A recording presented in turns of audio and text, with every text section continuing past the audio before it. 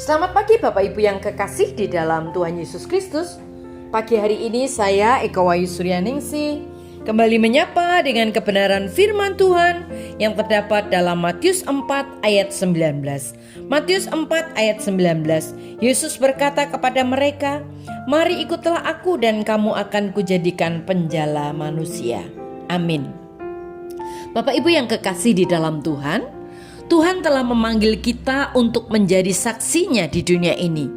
Dia mengharapkan kita untuk memberitahu orang lain tentang harapan yang kita miliki di dalam Yesus. Namun banyak orang yang kita dapati sebut saja sebagai Kristen sungai Arktik, ya, di mana sungai tersebut setiap kali membeku. Banyak orang Kristen juga menghadapi hal yang sama. Seringkali ketika berjumpa dengan orang lain, mulutnya membeku, menahan diri atau tidak mengatakan apapun tentang Yesus.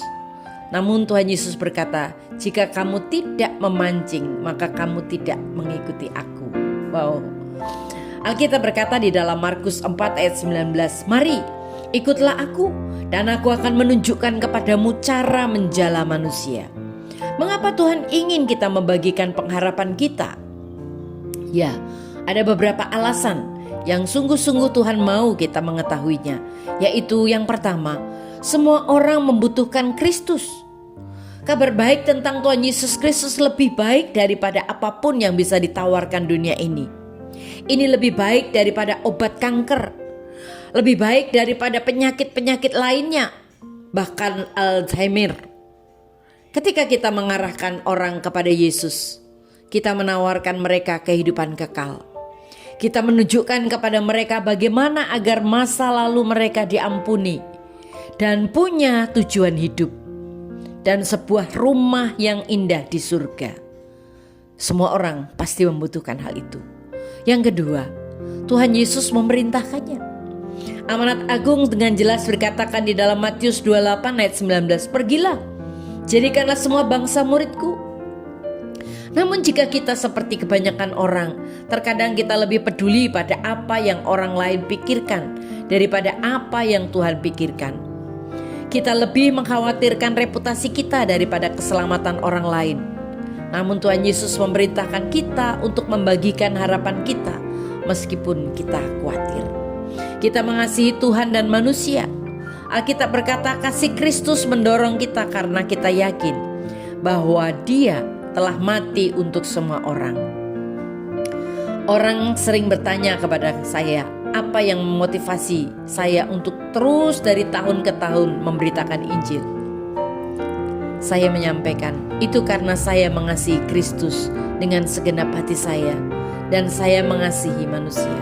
Kasih Kristus mendorong saya untuk memberitahu orang lain tentang harapan saya kepadanya. Bapak Ibu yang kekasih di dalam Tuhan, ketika kita mengetahui bahwa kita akan diberi upah di surga, Amsal 11 ayat 30 mengatakan, "Buah orang benar adalah pohon kehidupan, dan siapa yang memenangkan jiwa adalah bijaksana." Apakah kita ingin berbuah dan menjadi bijaksana? Kita bawa orang kepada Kristus. Apakah kita ingin meninggalkan warisan? Maka kita pastikan orang-orang yang kita kenal, orang-orang yang kita kasihi bersama-sama dengan kita memiliki kerajaan surga. Saat ini kita mau memikirkan satu orang dalam kehidupan kita yang belum mengenal Kristus. Mari doakan, "Tuhan, aku ingin mendapatkan kehormatan untuk membawa orang ini ke dalam keluarga. Aku ingin mereka supaya mereka berada bersama-sama dengan aku di surga kelak. Tolong bantu aku Tuhan untuk dapat sungguh-sungguh menyampaikan kepada mereka, tidak menahan diri." Nah, Bapak Ibu yang kekasih di dalam Tuhan, jika itu menjadi doa kita, menjadi pengharapan kita, mari mulai hari ini kita berdoa. Amin. Tuhan Yesus, terima kasih buat firman-Mu hari ini yang menolong kami untuk kami percaya dan terus memberitakan kabar sukacita ini. Dalam nama Tuhan Yesus kami berdoa. Haleluya. Amin.